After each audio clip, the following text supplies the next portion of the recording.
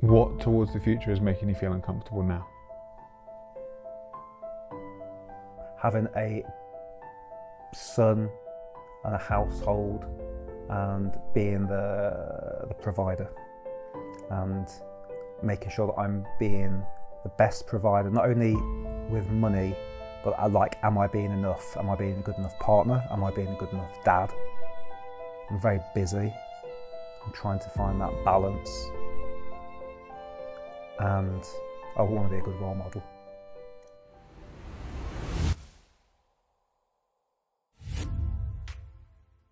Today I have an episode I've been wanting to do for a while.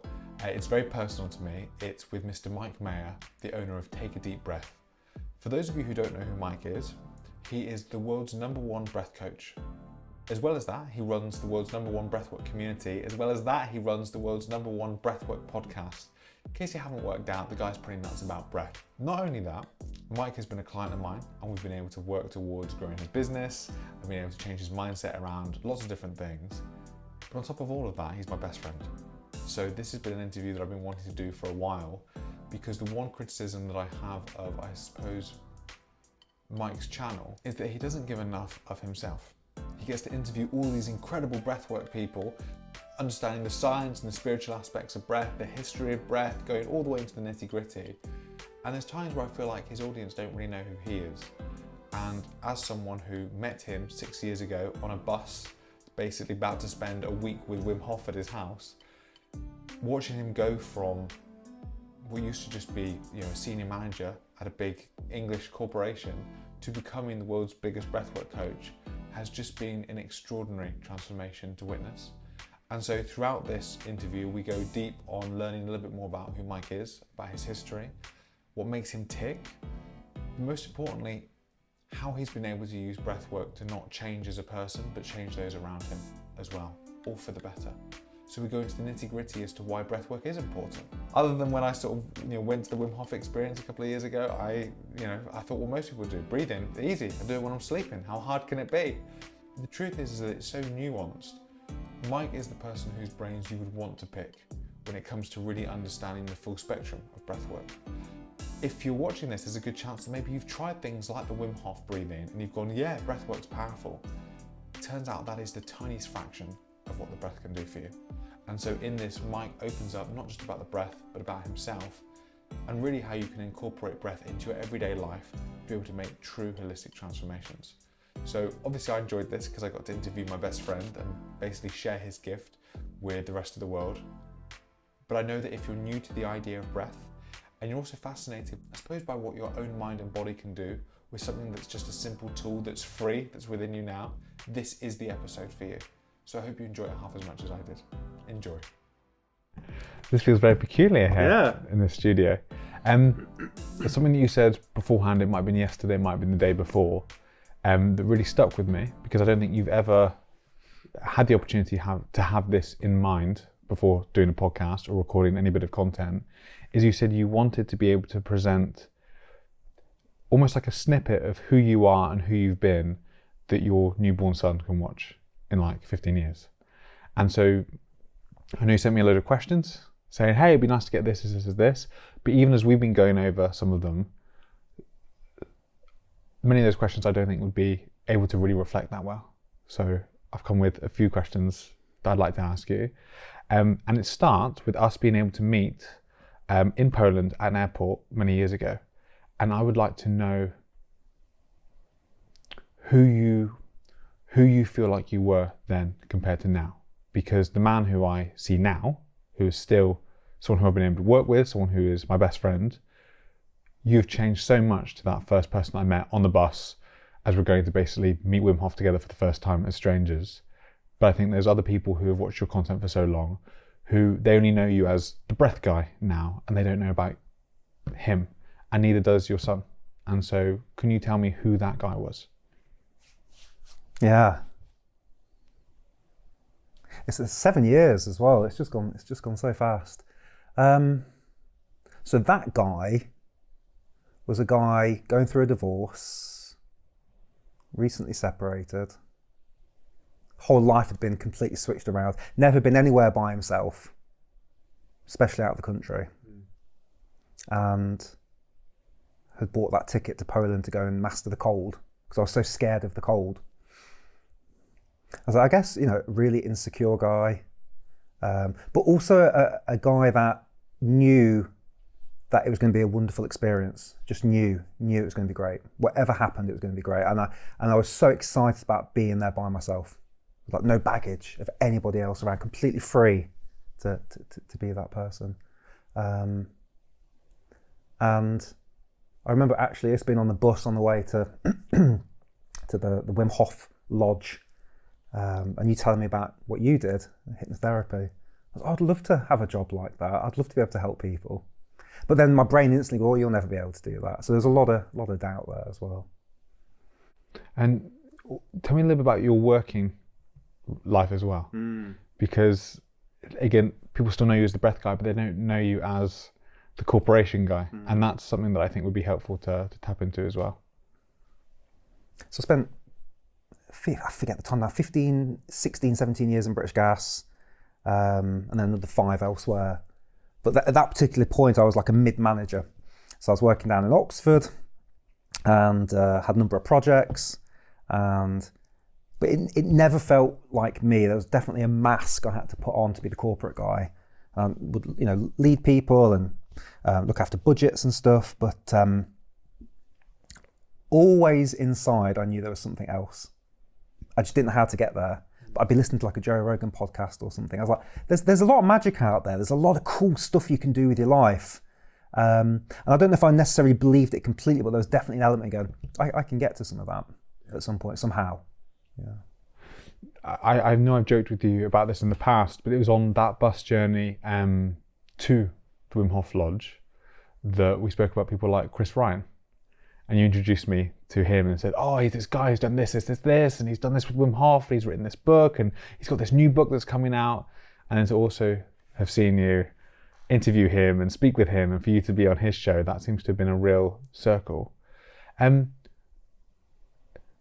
kind of answered my question, but I do want to go deeper, because something that is weird and wonderful as a friend of yours, when I listen to your solo podcasts, I listen to you talking, it's like, I get to see my friend, but I know I only get to see a snippet of what I know as you. And I know that some of that can be very intentional, because the moment that cameras are on, it's really easy to suddenly change who you are, because it's a really vulnerable thing when you are the thing that makes you money, or you are the thing that you're putting out to the world. You're very nakedly putting yourself out there.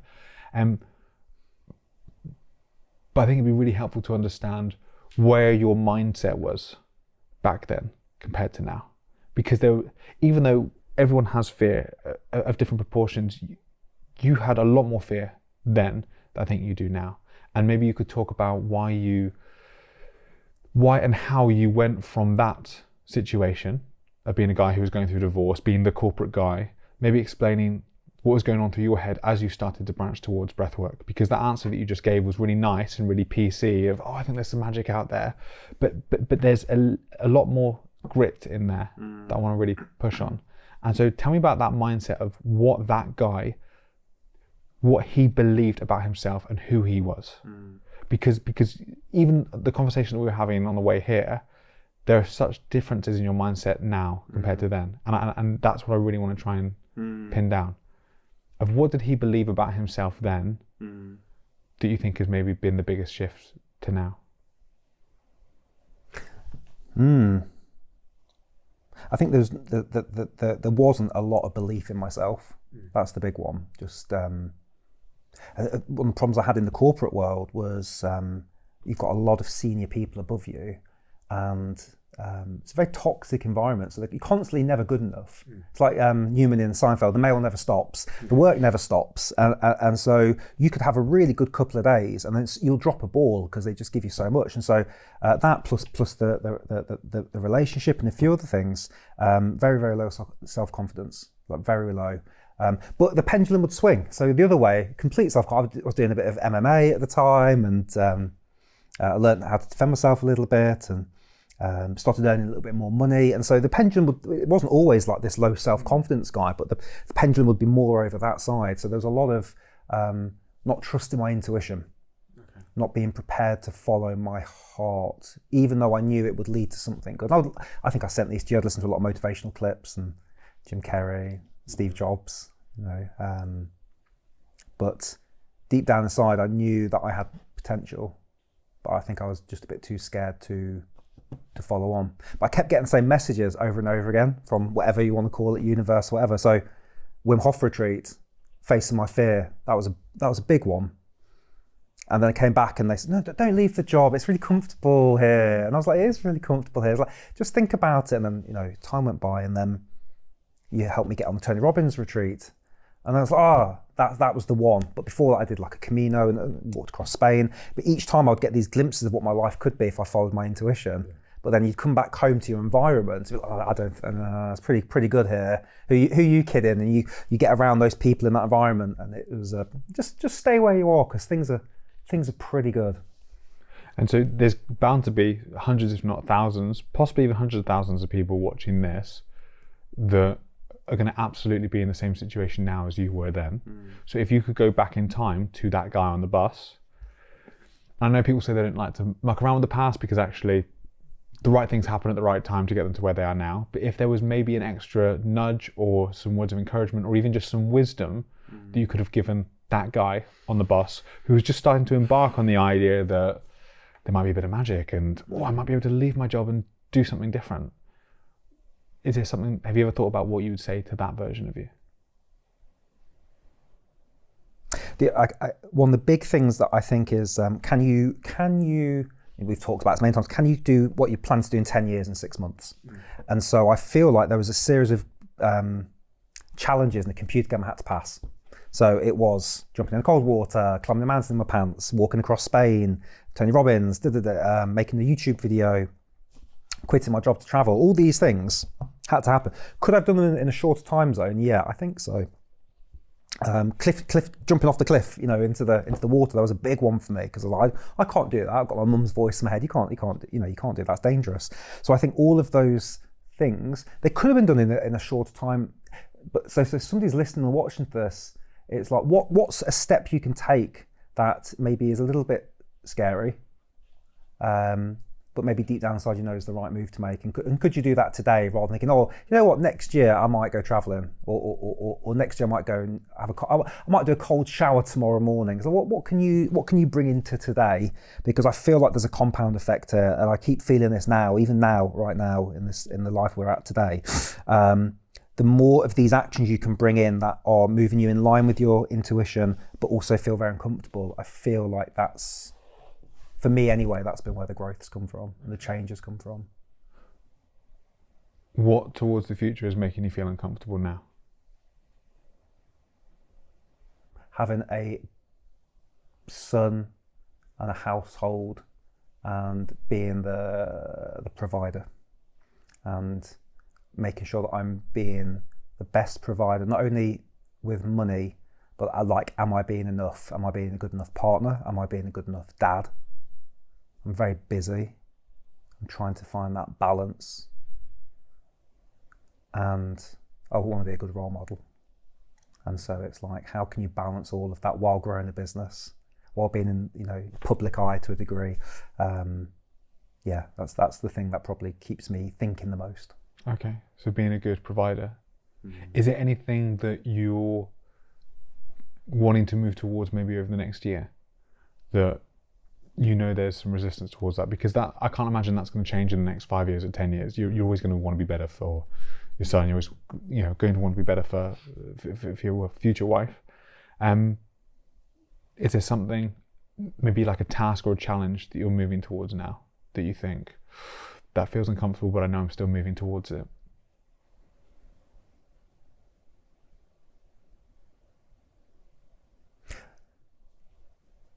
It's taking the business to that next level, I think is the big thing for me. I feel like what's happened is I had a wonderful year last year, came out of the corporate space and had a fantastic year, had wonderful clients and beautiful transformations, and the channels, nearly doubled in size and all these wonderful things. But I think where I'm really aiming at now is like, how do you have sustainability? Like, because everything can change in a moment, right? You know, something can happen with your health or anything like this. And so I'm very focused on how can I continue to grow the business in terms of community, helping people breathe better, but at the same time, how can I have a little bit of a buffer for me so if things do go wrong, we've got some things set up. Because I'm very time bound at the minute. You know, I'm working with clients a lot, so if I don't work, things pretty much stop. So it's like, how can I build something that's bigger than me? Okay, that makes sense. So tell me about that journey from going then to becoming the breathwork guy, because it was a really slow but wonderful journey. And you've gotten to a place now where I've obviously been able to see every single step, and I'm not just saying this as your friend because, you know, I'm the first guy to say, what the bloody hell are you doing that for? But you've absolutely earned and put the work in to get to where you are now. But can you maybe just guide us through what maybe the last 7 years has really looked like in terms of how you've transformed to become the breath coach, the breath guy? So it was very, very slow at the start. So it was coming back from Wim Hof. And people have heard me talk about this before, I'm sure, but going back and going, oh, it's really bad practicing this breath work by yourself. It's really boring just laying on your bed. And like, because you would have like Wim screaming in your face when you're in Poland, and that was very motivating, you know. And so this is really bad. And so making a couple of videos and going through that whole era of just making Wim Hof videos, but then transitioning into, because you won't see my face for the first, I think, 2 years of that channel. You don't even know who I am. There's no voice, there's no name, there's nothing. It's just, and I even hired voice actors and you know, artists to do the backgrounds and all this sort of stuff. And I don't really remember the main switch. I think what it was when I got back to Poland after traveling, there was something in me that said, make a video. Make a video. Maybe I've been watching loads of YouTube videos. I can't remember. Maybe thinking I could do it better than the voice artist. I don't know. But I also remember thinking you're going to get a lot of hate for this. You're going to get torn to pieces. I was like, oh. But I thought, let's do it. And worst case, I delete it. I made a top 10 facts about Wim Hof video, which I think I've taken down now. Or might still be there. I can't remember. Anyway, so I did that, and I'm on camera, and it's awful video. But then I got a bit of confidence in that because comments were quite nice. And then I was like, okay. And so, so the first kind of branch of this was me getting comfortable being on camera, me being comfortable with like putting my voice out there and my image, and going to a recording studio and making some breathwork exercises, and they did really well with my voice. And people go, oh, you've got a really lovely voice. I was like, oh, stop it, you. Say more things like that. So having that piece in, but still, I think I was pretty much just the Wim Hof guy at that point. And it was when the pandemic kicked in and we were stuck at home, and I was like, maybe I should learn some of the breathing techniques here. And I started finding different things, Oxygen Vantage, Buteyko, different things. And then I kind of satisfied this kind of craving for science. It's like, okay, so it's not just about like breathe in, breathe out, mofo. It was like, there's a lot of other stuff going on here. So then I learned a lot of stuff. I started putting out different breathing exercises and then did a podcast on it. And so it was step by step. There was no grand plan. I don't think I could have gone from here to where I am today. I had to go through this, like the levels of the game with the cold and the Tony Robbins and the Spain walk, but I also had to go through the levels of like making the videos and all these different things. And so again, it's just been this lovely journey. And actually, I don't think I would change anything now. I think it's all worked out beautifully, step by step by step. Yeah. So let's start speaking about the breath. Because it's been, like I said, weird to see you go from, I've put this video together and hey, it's similar to the thing that we listened to when we're at Wim Hof and it all reminds us of it and it's lovely, to then, now if I've got any questions about breath work, or what about this? I've heard so-and-so say, I've heard Guy Brecker say this about breath. Is there any validity to that? Probably not, if it's Brecker, but I've heard him say that. What's going on to you becoming this like trusted guy with the science? Can I ask though, why is breath so important? Because I know you went on to Ali Abdaal's podcast, and I think he came out the gates and said, breath work, is it a scam? And I know I make like light jokes of it, and they are just jokes when it's, this is his job. He teaches people how to breathe. I even said the other day to someone about, my friend, he does breath work. And at first they cocked their head, breath work? Yeah, breathing. So can you just give us like a view from 30,000 feet as to, first of all, why it's important, and then like you said, you've delved into like lots of different quadrants or areas along the spectrum of breathwork, and maybe give us a highlight of each of those. Yeah. Big question. So my whole thesis is if your breath is off, everything's off. Yeah. Yeah. And so this gets a bit controversial. What about diet? What about sleep? What about exercise? You know, all important, all form part of this pyramid, let's say. But the foundation is absolutely the breath. From everything I've seen, from all the transformations I've had with clients, it's like if you fix your breath, we can fix your sleep. If we can fix your breath in your sleep, diet and exercise become a lot easier. I often quote Dr. Matthew Walker saying, you know, if you've had a bad night's sleep, you're going to want to crave more calories, you can't bother to exercise, all this sort of stuff. So, and it's the breathing is something we're doing 25, 30,000 times a day. And you only got to look at a baby, you only got to look at my son. Perfect breather, you know, rib cage, everything, you know, I can't teach this guy anything. He teaches me, you know, beautiful movement here. You can tell when he's excited, you can tell everything's been told in the breath. You can tell if he's asleep or not by how he's breathing. You know, I'm rocking him like, his breath changed, now I can put him down. And from what I've seen interviewing people like Dr. Bliss of Ranich and others, we get to about 6 or 7 and we just start to lose that. We start to learn from poor role models. We sit in a chair, which is really unnatural, right? You know, back in the day, hunter-gatherers squatting or sitting by a tree. We're in this weird position where the diaphragm can't move properly. Now, chuck in some chronic stress, some bad food, some poor role models, we quickly unlearn this beautiful thing of breathing. You might have heard as a kid, you know, shut your mouth, you're going to catch some flies, and there's that whole thing. But there's always some truth to these kind of tales that we're told. And so, for me, it is all about the breath, and this is what I felt within myself first. You know, when I was able to slow the breath down, become nasal, and I'm not even talking about the sexy stuff yet. You know, the whole hyperventilation, seeing God, and all that sort of stuff. I'm talking about the stuff that people don't always want to put the work in on when they get to the kind of sexy stuff. But actually, this stuff is far more transformational. This ability to slow your breath down. You know, I might be breathing at 12 breaths a minute. You might be breathing at 14. Doesn't sound like a lot, but over a decade, that's hundreds of thousands of extra breaths that you might be taking versus me. And so it all comes down to the breath. So just quickly, why is that bad? If I take 100,000 more breaths than you, why is that a bad thing? That's a great question. That's a great question. So I would look at it like this in terms of we want to be efficient, right? And I often make jokes when I'm doing retreat stuff. Tell me something that's better when it's less efficient. And as of yet, no smart aleck has, and I'm sure there will. So we want to be as efficient as possible. That's kind of how our baseline should be.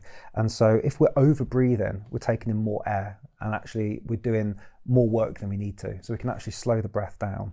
But also it means that we're not actually creating stress. I got this wonderful quote from Dr. Gerberg.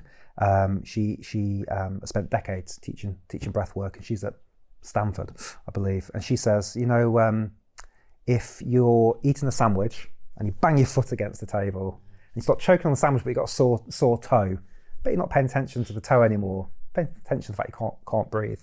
And so there's a direct signal between the brain and the lungs. And we can manipulate that. This is the coolest thing about breath work is if I breathe fast and heavy, I can send signals of stress, of danger, there's a problem. It's fantastic, you know, if I need to run, fight, flight. If I slow the breath down, if I make it more relaxed, then I can send signals of safety, of calm, and everything relaxes. And there's so many other things we can get into the weeds on this, but in general, we want to slow the breath down. And actually what we're seeing is over the decades, our breath is getting faster and faster and faster.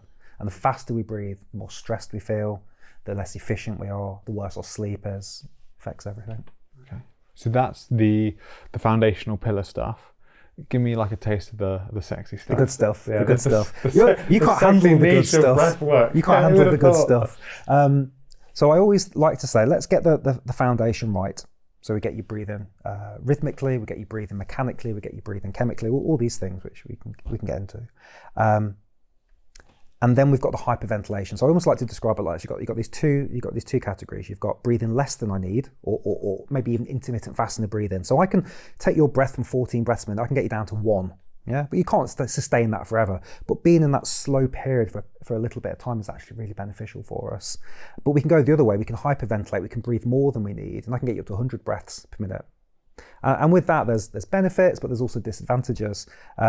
So just lingering on the functional for a second, if we are already over breathing and then we apply an over breathing exercise, that can be quite stressful. That can actually induce a lot of problems. So again, fix the mechanics first, fix the functional stuff first. So the over breathing is there's so many different categories.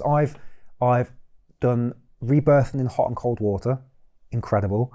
I've also done Wim Hof, done it's biodynamic one where you're banging the pillows and screaming. But by far, my favourite one is the Vivation conscious connected breath. And we can get into all these details, but in short, it's a body-led meditation. So I use the breath to kind of calm my mind down. So conscious connected breath kind of makes the mind a bit quieter. It means I can focus on the body, and I can just focus on the feelings or sensations that are coming up. And we spend so much time in the busy mind, and yet we seem to ignore this beautiful body with all these feelings and emotions. And I think that the Buddhists say we've got 30,000 emotions, 33,000 emotions, but most of us are emotionally illiterate. We can only, if we said, what did you do last week? Most people say about 12 things. And so, I was maybe angry and I was tired and I was sad and, all these different things. But actually we've got this huge range, but we spend so much time in our analytical mind, we don't get to experience this beautiful body. And the breath work will help us get there, as well as you can go through a rebirthing experience. I've seen, I don't know, what I would say at the time I thought I saw God or a being. I've been into outer space. So there's the very scientific elements of the breath, and then there's all this other stuff. And you're one of the few people who seems to have delved quite deep into both. So what is it that generally you're doing with your clients then? So everybody is unique. This is what I love. I've got a bit of ADHD. I get bored very quickly. So I need to make sure that I'm not just wash, rinse and repeat. And so what I love about working with people is I get to work one-on-one, and we get to diagnose where you are right now. So I've got a load of lovely breath assessments I take people through to get a sense of where their breathing is. And then we pair that with where do you want to be? Not just necessarily the breath, but in life. So where are you going? What's holding you back? What are the problems? Is it stress? Is it anxiety? You're just busy? You're not sleeping very well? Whatever those things are. And then I've got a really good picture. So I'm seeing where your breathing is, where you're trying to get to, and I'll build a package, a plan for them. And it's my favourite thing to do, is to work with people. And can you give me an idea of just some of because again, there's going to be people who are on the fence, including myself at times, where I'm thinking, okay, so you've got someone who is at point 1 and they want to get to point 2. How does breath work get you there? What's it actually doing? Can you give me an idea of like a transformation story that you've had, or a success story of someone who came in one particular area, and just through changing the breath alone, they were able to transform who they were? Yeah, no, for sure. I can give you a couple of these beautiful stories. So I had a client recently who was very, very stressed. I said, I used to be really fit. I used to be able to run a lot, but I feel out of breath. I feel out of breath going up the stairs now. I'm not working out anymore. I feel really stressed. I'm fighting with my husband. And so we went on a protocol, and we went a little bit longer than 6 weeks. We had a little bit of a gap, but it was less than 12 weeks. And going through her protocol based on where she was, where she wanted to get to, I was able to give her the right breathing techniques to lower stress, build stress resilience. And what's so cool about this particular client is we measure how many steps you can do when you're holding your breath, which nobody really cares about. I don't care how many steps, but it's a good indicator of how much control you have over your breath, but also your stress and anxiety. And she got from around 30 to 100 steps. She's the most steps out of anybody I've got, and that I've ever worked with. And she says, I'm working out now. I feel really calm. She's a hypnotherapist and like a life coach. She's teaching breathwork to her clients now as well, some of the very safe exercises. And it's just been the most wonderful transformation. I have the most beautiful text off saying, thank you so much. You've changed everything for me.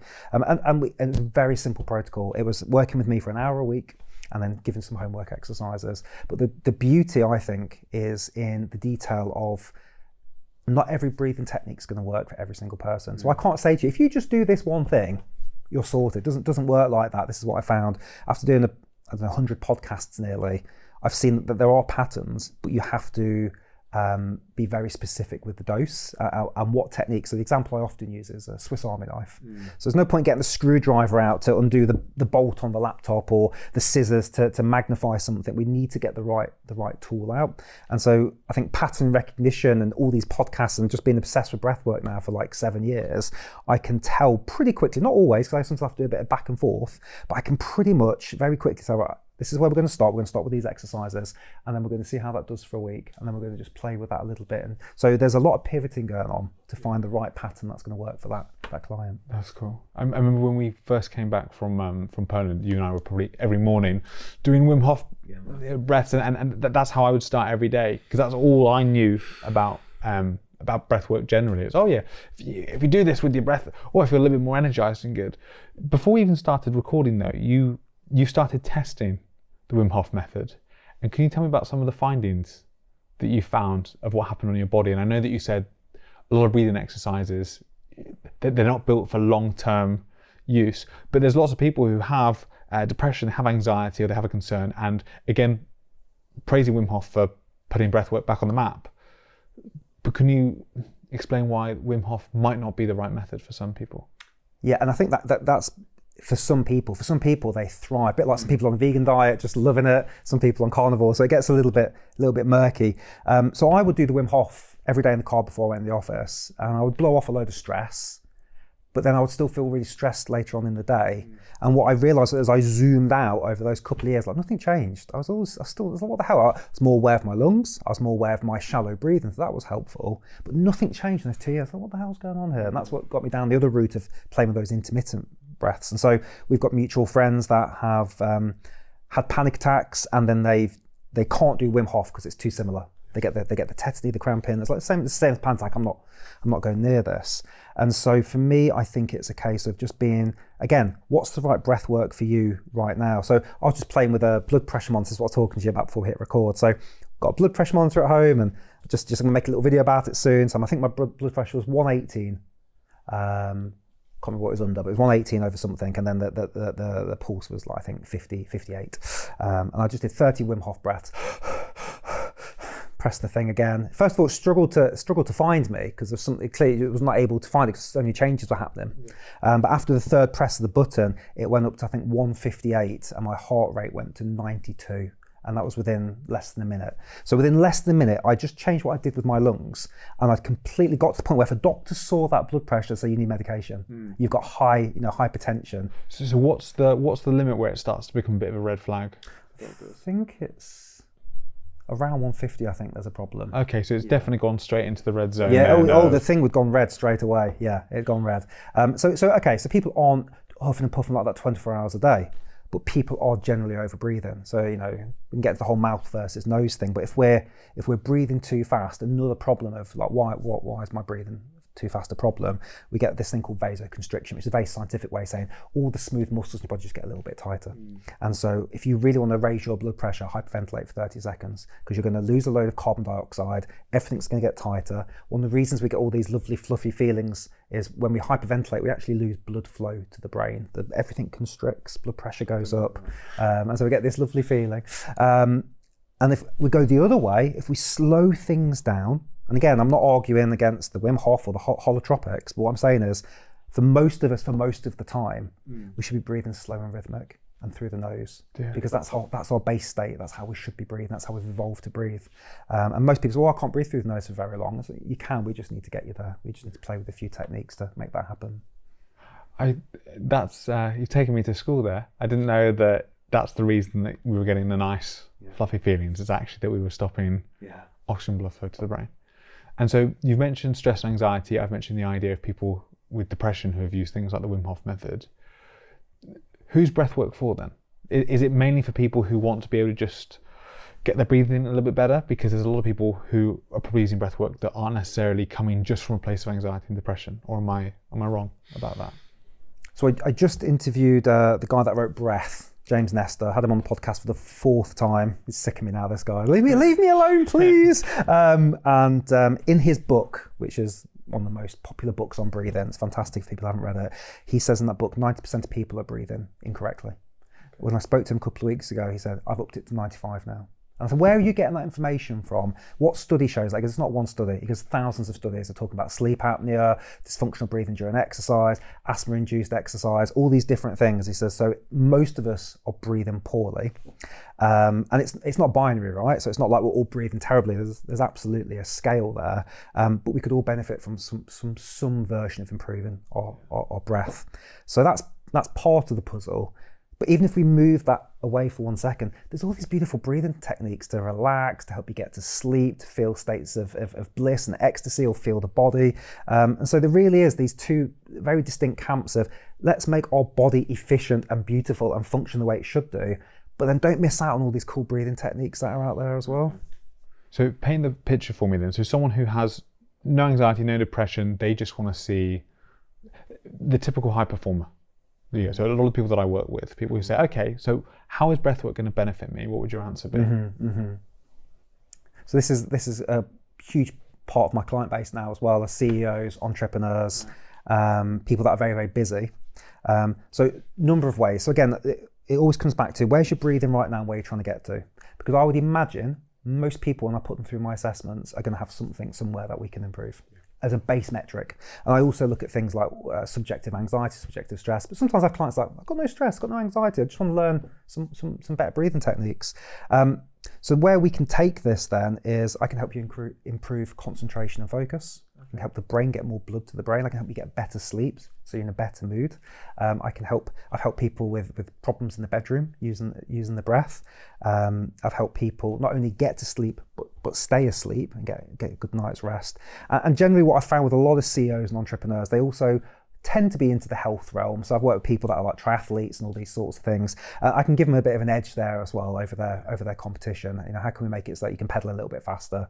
You can box a little bit harder, all those things. People talk about gassing out in the gym. So again, I feel like it falls into every element. If I talk about myself as a dad, rocking my son to sleep, who's 12 kilograms. Hey son, watching this in 15 years. It's pretty tough on the old back, especially being a 41-year-old man, you know. I'm not sure if it's good to have kids when you're young or you're old, I don't know. But it's been pretty tough. And so sometimes it's 3 a.m. and I'm holding him and I'm just, you know, I'm really tired and I'm not enjoying the process at all. I just wish you would just get to sleep. And then through something like the Vivation, it completely changed it. It completely changed it to the point where it's like, I get to rock you to sleep. I get to enjoy this moment as much as possible.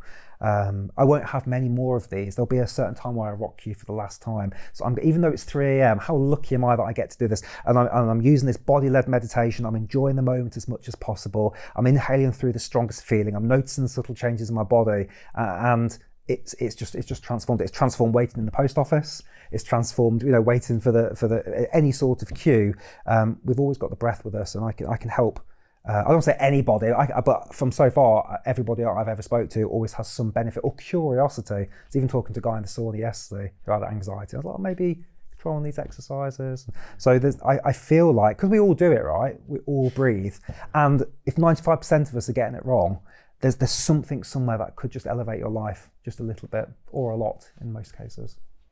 It sounds in that case, I'm sure you've spoken to plenty of people like this as well, where people are maybe in a really good place in their life and they say, it's a shame because I feel like I should be feeling gratitude right now. Like, I've got a lot of things to be grateful for, and then you just know the next word is going to be but, and they don't actually give themselves the permission to feel that. What you just described there with your son, it almost sounds like, and I don't want to be putting words into your mouth, so please correct me if I'm wrong, but is something like Vivation almost like, or even breathwork in general, a bit of a gateway to finally being able to feel the gratitude that most people are normally after? You know, I think we're so much in our busy analytical minds and the whole classic cliche of stop and smell the roses. But think about that sentence, smell the roses. We were already talking about breathing there in that sentence. I feel like we're so busy and we're just getting busier and busier and busier. And most people, I haven't got 20. My minimum effective dose that is a requirement to work with me is you need to give me 22 minutes a day.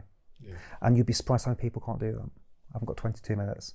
And so I've just recently had a habits expert on the podcast, and we went down that route, which was quite interesting. But we if we can find some time for ourselves, which we can all find 22 minutes, we can make huge impacts in how we think and feel. Again, we change the breath, we change how we think and feel. It's that simple.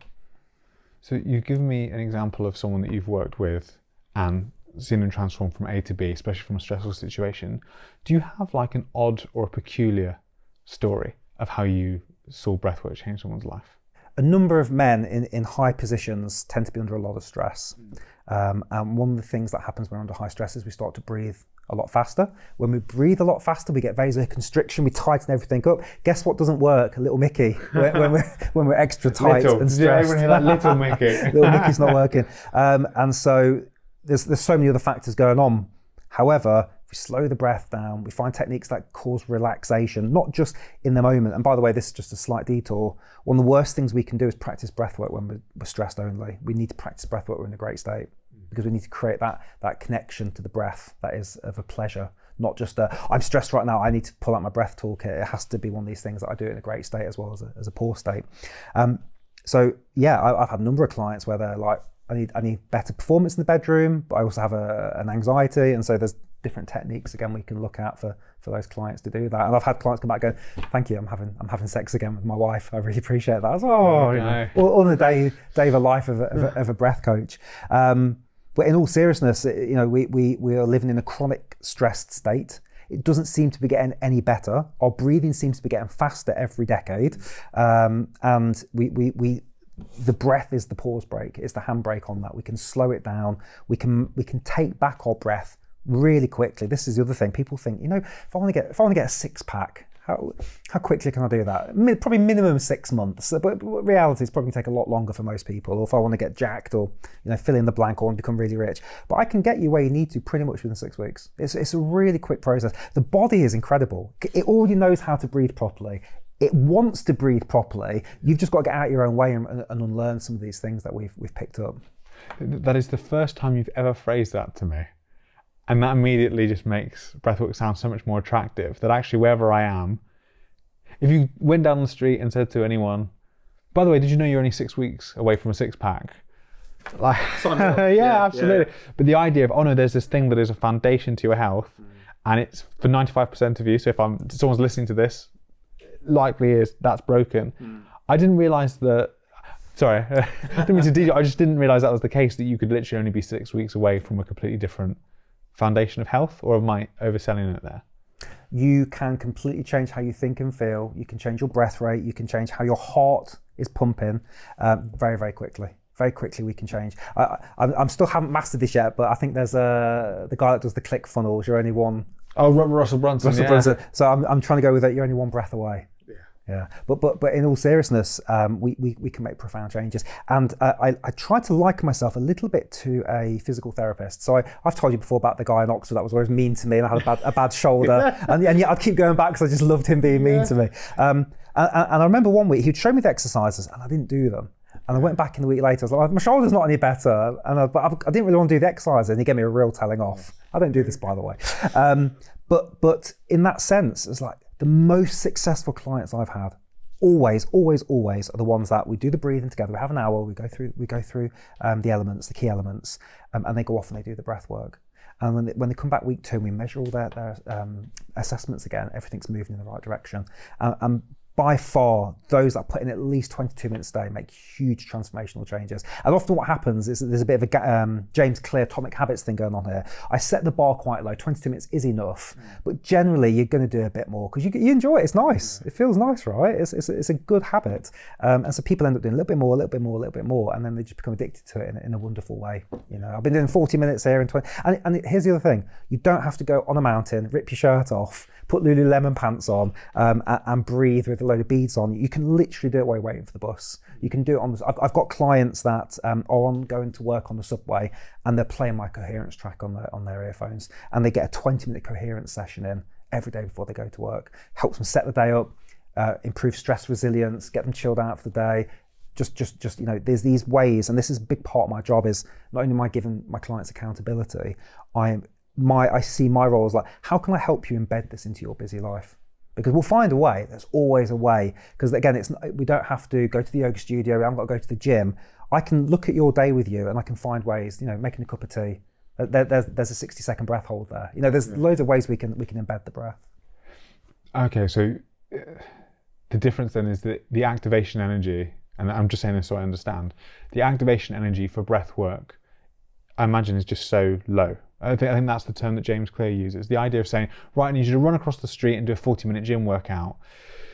The hype that a lot of people have to build up in their brain to be able to actually go do that is really high. In fact, I must say, the main breath work that I usually did in the past was Wim Hof method. But even then, there was a little bit of you'd wake up in the morning and there was like psych yourself up for like a 20-minute set of like 3 or 4 rounds. But I never thought about the fact that you can literally be training this. Like, I'm trying to think of somewhere you wouldn't be able to train it. Like you could, I'm assuming if you can do it waiting for the train, you can do it while you're driving, you can do it, probably not the Wim Hof breaths, but you could probably do the other basic stuff. So people do get direct access to be able to use this tool wherever they want, as much as they want. Mm-hmm. I suppose it's free as well. Yeah. So I always like to say to my clients, I want this to be the last breath program you ever buy. Okay. When you work with me, I want to give you all the tools for the rest of your life. So don't think about this just as an investment for like the next 6 weeks. I even had a client today again, I think he was, because I'm 55, got like 25 years left. So he did the maths. He goes, okay, it works out to a couple of quid, a year or something. He did like that. So it was quite a funny way. And he was an accountant, by the way. So his brain clearly worked like that. He goes, okay, I'm going to die at 77. So these are skills. And so once you find the right techniques for you, and that's again part of my job, is almost like a detective to go, okay, so again, Wim Hof doesn't work for me, might be really great for you. So we find the right techniques for you. I build an aftercare plan for people, and then they've got those skills. So you don't need to learn this stuff again in 6 months' time. Once you know how to breathe properly, once you know the right techniques for the right situation.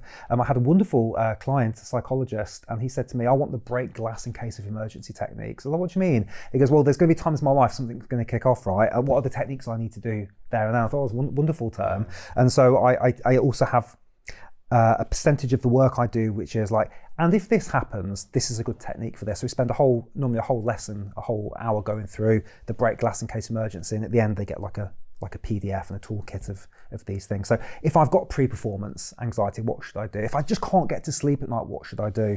But then this is all underpinned by this beautiful baseline of like, my breathing's just efficient, slow, rhythmic, and I feel great. And then we've got these tools just in case life gets in the way.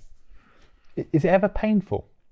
Is it ever actually hard work? Because I know you said dedicated 22 minutes, we can all find that and we can do it anywhere. Is it difficult?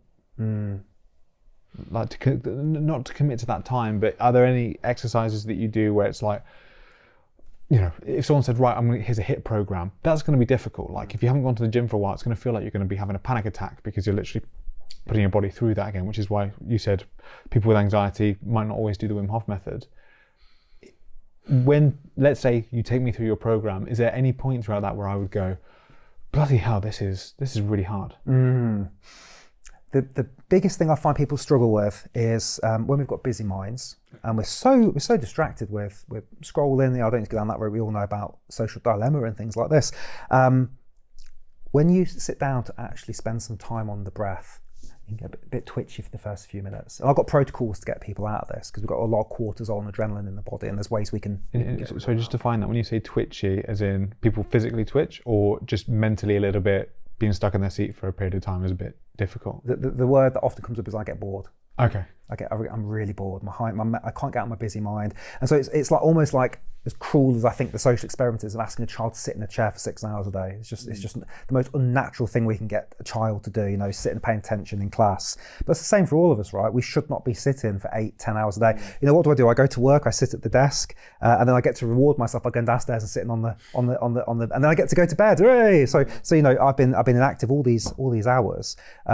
And so we have to get our bodies in a good state to be able to breathe. This was the big thing I missed out for the first few years of my career, is I did not realize the beautiful relationship between movement and the breath. And just laying down doing Wim Hof breathing, although it can create some wonderful states, if we don't add the movement piece to it first, we're missing out. So to answer your question, the biggest thing that people come across is they'll play like one of my slow breathing tracks, and they'll get to about 6 or 7 minutes, and they'll be like, I'm just getting bored. And so we just play with the idea of just slowly and gently. So just do 5 minutes today. Okay. We'll build you up slowly. Now, on the other side, if we're talking about conscious connected breath and the breathing more and the spiritual and the body and all these different things, that can release a lot of emotions. So I'm not talking about the functional stuff here, I'm talking about the other stuff I work with clients on, which is it's not uncommon for people to cry, people to have big outbursts. And before I discovered the technique that I teach now, which is the Vivation, and I would go through the outbursts, I realised that nothing ever got better. I would have these big experiences, I'd cry, I'd feel so good afterwards, but I didn't deal with any of the stuff that came up. And so what makes me so excited about the current technique I teach, which is Vivation, is I get to integrate, as we would call it. I get to bring up these feelings and just enjoy them as much as possible and just let them be, as opposed to, it's quite a common metaphor now, we often have the beach ball of stress or trauma under the pool and we're holding it down as long as possible. I can help you let that beach ball just float off into space and let that pattern of energy just dissipate. But that can be quite painful for people sometimes, if you don't know Vivation. Okay, so it could be painful, but doing the technique that you're talking about, actually you're able to integrate anything that comes up. So not that it isn't painful, there might still be tears, but it's still fairly seamless in being able to go, okay, and everything's okay right now. Yeah. This will be hard for people to grasp if they haven't experienced this, but when I was learning this technique, I was about 5 or 6 days into the teacher training, the Vivation, and I had this immense sadness behind my eyes. It was the strongest sadness, and I was crying. I was laying outside near this river in Wyoming. I was just crying, and the person guiding me was using a series of prompts, and one of them was, enjoy this moment as much as possible. Inhale through the strongest feeling. Notice the subtle changes. If it was going to kill you, it would have killed you by now, and all these different things. And I just burst out laughing, and I was crying, and the sadness was still there, and yet I was elated and happy. And I went up to Paul Hughes, who's the director of the company, and I was like, I get it now. I get it. I just had this moment where I was like, everything's amazing. Even though the sadness was still there, I was able to enjoy it as much as possible. It sounds so abstract if you haven't been through this, but I would say anybody that has had any sort of pain in their lives, which is most of us, right? There is a safe way that we can help integrate that, so you don't have to carry that baggage around with you. And again, it can be done within a couple of hours, and I offer those sessions out to people. And it's one of the best things I've ever done in terms of my breath career, was learning these specific techniques. Wow. So I'm wondering then, with that, you've mentioned the word sort of meditation, because I think breathwork and meditation can become quite intertwined, even though they seem to be very different things. Do you need to be good at meditation to be good at breathwork? Mm-hmm. So you probably already know this about me. I'm a terrible meditator. I've had that Headspace app on my phone at least 10 times over the last 10 years. And there's a free course. And I get to about day 3 and I just never go back to it again. And the best example I got of the difference between the two, which I now use, is the meditation's about watching. And by the way, I know meditation, you could describe it 1,000 different ways, but just in this way, the meditation generally is about watching the breath. The breath work's about changing the breath. And for my crazy ADHD, stressful brain, if I give it something to do, like changing the breath, my brain's like, okay, this is good, we can do this now, and I can do this. If you ask me to sit and think of nothing, which again, I know is only one version of meditation, I struggle with that. But I almost sneak in the back end by using the breathing techniques, and I feel that meditation that way. Okay. It's never been described to me like that, but that makes a lot of sense. So if we jump out the breathwork boat for a moment and just go back to your journey, you kind of touched on this, I think maybe twice in this conversation, about the Camino and also the Tony Robbins event, and how Tony Robbins event especially was a real catalyst for going, I need to do something different here. But if we rewind back to the Camino, I don't know if you've spoken about it in any significant detail before. So could you first of all tell us what the Camino is, but 2, maybe what one of your biggest takeaways was from that? Yeah. So this is 2017. So the Camino is an old pagan walk, and there's many paths, and they all result in a place called Santiago, which is in the west coast of Spain. And so generally what happens is people start off in France, and they cross the Pyrenees on day 1, and they walk, and it's about a 500-mile walk, and it's been going on for centuries. Generally, it would start from your front door, wherever you were in Europe, and you would walk this ancient path, and it's apparently aligned with the Milky Way, and it's an old pagan route, and then it got updated, and it's now a Christian thing, and you end up getting to Santiago, where there's the remains of some guy, but I'm not very religious, and so I didn't do it for that reason. But I saw a film called The Way with Martin Sheen, and I always had this fantasy of doing the those big walks in America. I forget what they're called now, but there's the Appalachian Trail, and yeah. and I was like, oh, but there was like bears and crackheads, and I was like, I don't know, it's not really for me. Combo. But then I heard that there's one like basically on my doorstep, like a couple of hours from here by plane. And I was like, oh, that's pretty cool. And so this was after Wim Hof, and I was looking for my next thing to do. I was on this like path of discovery, I guess. I was like, I'm going to go and do that by myself. That sounds freaking awesome. Everyone's like, you're going to get so bored. Like people that have only been on holiday with a family and friends, you're going to get bored. You can't go and do something by yourself for like a month. I was like, yeah, I think I can. That's going to be pretty cool. And so I did loads of prep for it. I've never trained for anything in my life like this. I've never done a marathon yet. And so I was training every day. I put my big heavy backpack on in Oxford and get my boots ready. And I was trekking. And I got there. And every day you walk in between sort of 6 and 10 hours every day with a heavy backpack, sort of 20 kilograms.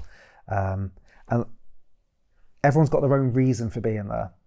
So all you need to make a friend on the Camino, hey, how's it going? Why are you walking the Camino? And everyone's got something. And it could be as mundane as I'm doing it for fitness, which was very rare, to be honest with you. It was normally like me, I'd gone through a divorce, dog had died, my gran had died, and I was just feeling a bit lost and not sure what to do next. And this was just the idea of having this mental space for like a month. I was like, wow, don't think I'd ever get that until I was retired. So to have this month off, my boss let me have the month off, which was wonderful. But everybody had a story, and most people do it by themselves.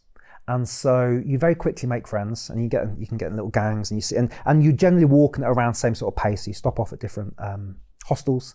And what I realised, I think I had this conversation with you halfway through, I rang you, I was like, do you know what's missing from life, which I'm getting here? I've got sunshine, I've got some adversity or challenge, I'm walking with people every day, I'm eating with them, all these boxes suddenly being ticked, which was a very nourishing human experience. And then I got back home, and I'm walking down the high street, and people won't even give you eye contact. And like, it was really jarring experience. Like, but I've just had the peek behind the curtains of what's possible in humanity. Good morning, how are you? Bon Camino. Even the people will come out their front doors to wave at you in some of the Spanish villages. So you go from that to like people just in a typical European city just ignoring you. That was pretty tough. But it shows me that is possible, that we can be like that, which is really, really freaking cool. So what I learned the most from that was people are generally good, if not great. You can make friends at any age, which is also pretty freaking cool. And it's really important, if you can, to take some time for yourself as often as you feel is necessary, just to be by yourself. It's powerful. How's breathwork, genuinely, how's it changed your life? I mean, even as recent as last year, just this ability to do the vivation process. But if we go back further than that, I don't talk about my poop enough, I don't think. But I had terrible irritable bowel syndrome. I think you talk about but a terrible irritable bowel syndrome, and one of the reasons for that is my diaphragm wasn't moving properly. It wasn't massaging my guts enough, and deep breathing wasn't something I was able to do. And so being able to essentially cure that. I mean, I've changed my diet as well, but the diet alone didn't stop me from having these problems. But the ability to breathe properly again and breathe deeply again has helped. I always say my stress and anxiety came down from about a 9 out of 10 to about a 3 when I started to learn proper breathing techniques. And then with the vivation, I got it down to about a 2. So still about a 2, which I think is probably quite good. I would talk to you for a while about the background radiation of stress. It's a lot lower than it used to be now. So my stress is down, I'm able to think clearer. There's a weird parody, actually. I've never said this before, but I don't think I could have built this breath business had I not had the breathing techniques to do it. Because I was too stressed and too manic and too busy to do it. Whereas the breathing techniques, of course I needed them to build the business anyway, but even if I'd learned all the theory but never practiced it on myself, then this wouldn't work. Because I wouldn't be able to show up today as this version of me. I'd be too nervous, I'd be too stressed, I'd be sweating. I would have not slept very well last night. My stomach wouldn't be working properly.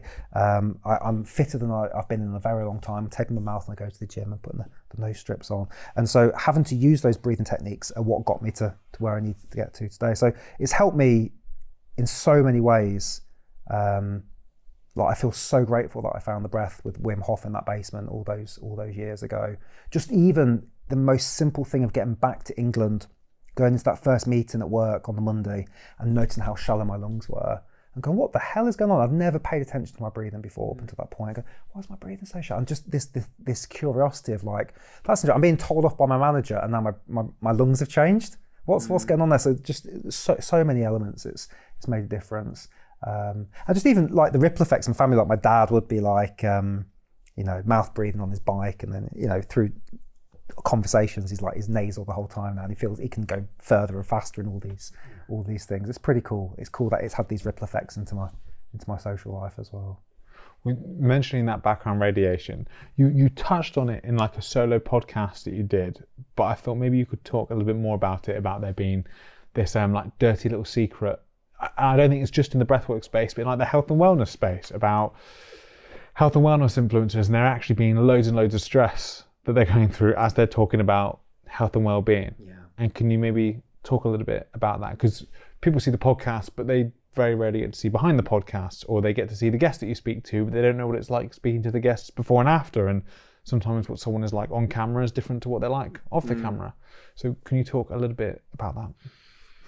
Yeah, it's so common, it's horrifying how many people in the wellness space, and they're either not very nice people, which is fine, we've got people from all walks of life, very money driven, but the big one is the people that seem to be very, very stressed, and they're like, oh, I need to be looking after myself more, and I was like, oh, you're helping other people. But I felt that last year as well, so I had my son back end of 2022, and then things just slipped. I was teaching other people how to breathe, but I just let my own practice slip for probably the first 6 months. Just freaking exhausted. Like I was getting like 5-6 hours of sleep a night, then working with clients. And then some of the work we did, which we can talk about as well, you gave me some hypnosis, but I also got really serious with my practices again, and I was able to get some sleep again and build the routines up, and got back onto my own journey. But so many other people are stressed out, and there's a Tony Robbinsism, which is put the gas mask on yourself first when the cabin pressure drops on the plane before you help other people.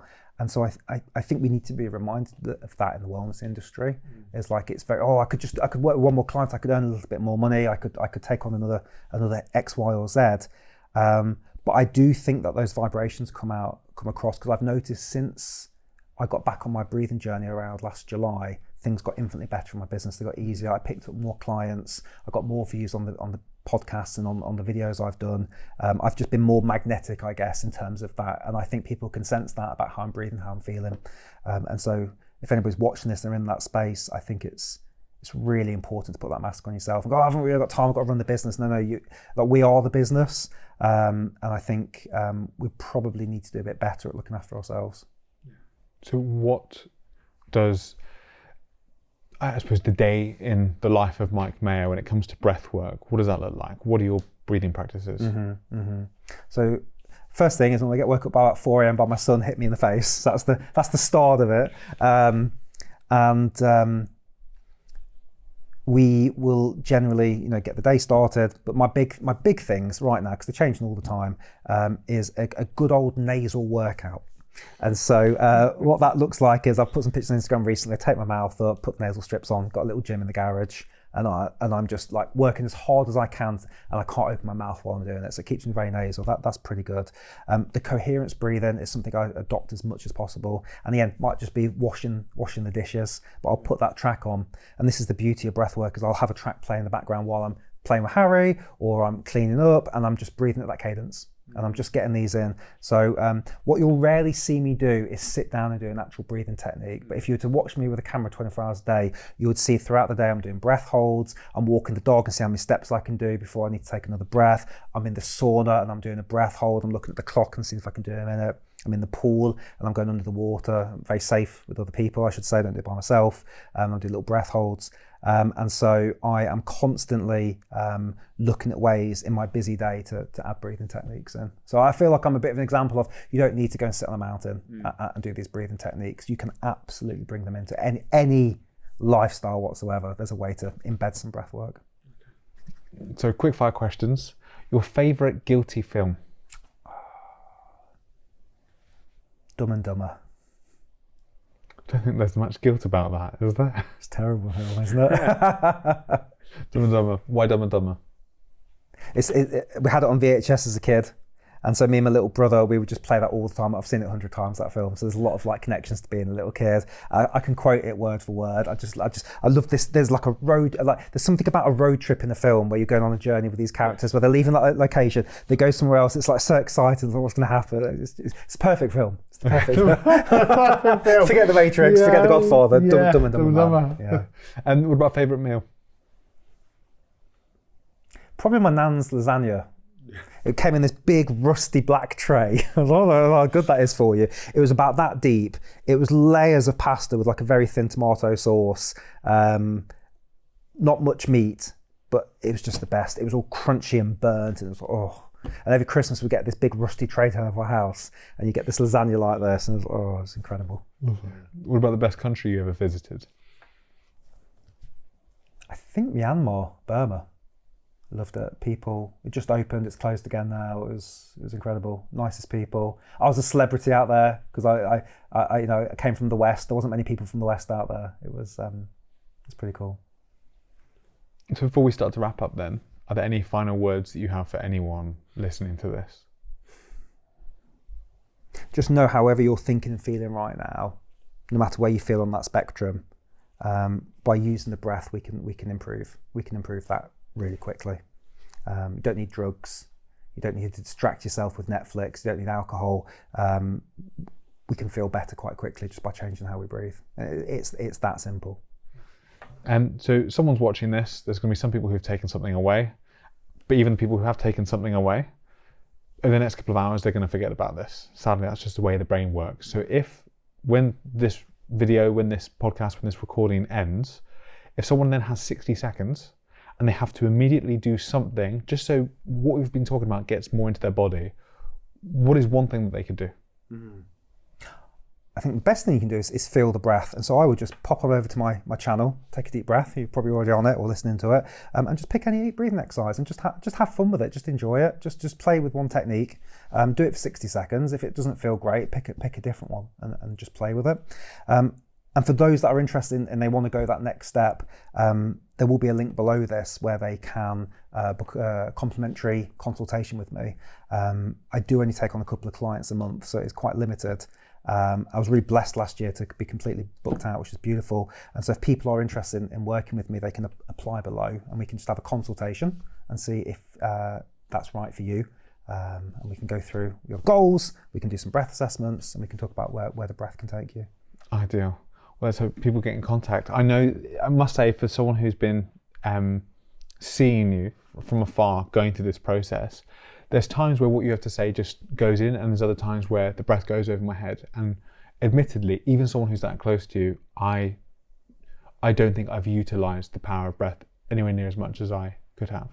But I must say, after this conversation today, you've actually done a really good job of persuading me. Someone who really shouldn't have needed persuading. But it's definitely something that I'm going to start integrating into my life more. So genuinely, thank you for that. Oh, thank you, my friend. Cheers.